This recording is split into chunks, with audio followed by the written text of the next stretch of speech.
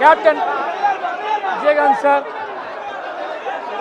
இன்னைக்கு அவரோட இழப்பு அப்படிங்கிறது தமிழ் சினிமாவுக்கு மட்டும் இல்லை, ஒட்டுமொத்த தமிழகத்துக்குமே ஒரு பெரிய இழப்பு. ஏன்னா நமக்கு தெரியும், நம்ம வீட்டில் எல்லார் வீட்டிலையும் ஒரு அங்கமாக இருந்தவர் விஜயகாந்த் சார். அவரோட துணிச்சல், அவரோட தமிழ் மீதான பற்று, அவரோட உற்சாகம், அடுத்த தலைமுறையை அவர் நடத்தின விதம் எல்லாத்திலையுமே கேப்டன் விஜயகாந்தை பற்றி நமக்கு தெரியும். இன்றைக்கி அவரை இழந்து வாழக்கூடிய அவரோட கழக உடன்பிறப்புகளுக்கும்,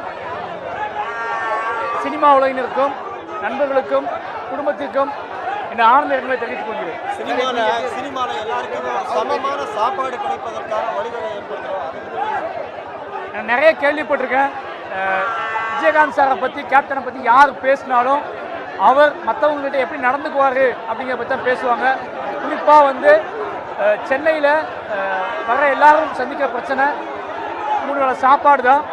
அது நான் அனுபவிச்சது இல்லை. ஆனால் எல்லாரும் சொல்கிறது எல்லாமே, விஜயகாந்த் சாரை மீட் பண்ண அத்தனை பேர் சொல்கிறது என்ன அப்படின்னா, அங்கே போனால் சாப்பாடு கன்ஃபார்ம், யார் வேணாலும் எப்போ வேணாலும் சாப்பாடுன்னு சொல்லுவாங்க. அது மட்டும் இல்லாமல் ஷூட்டிங் ஸ்பாட்லேயும் சரி, எல்லா இடத்துலையும் சரி, யாருமே பசியோடு இருக்கக்கூடாதுன்னு சொல்லிக்கிட்டே இருப்பான்னு சொல்லுவாங்க. அப்பேற்பட்ட ஒரு மனிதரை இல்லை, அவர் இன்னும் சினிமாவோட சம்மந்தப்பட்டே நிறைய நாள் இருந்திருந்தா. இப்போ நானும் வந்ததுக்கப்புறம் அவர் ரொம்ப மிஸ் பண்ணேன். அவர் கீழே வேலை பார்க்க முடியாமல் போயிடுச்சு, அப்படி வருத்தப்படுறேன். நிச்சயமாக அவரோட இழப்பு பெரிய இழப்பு.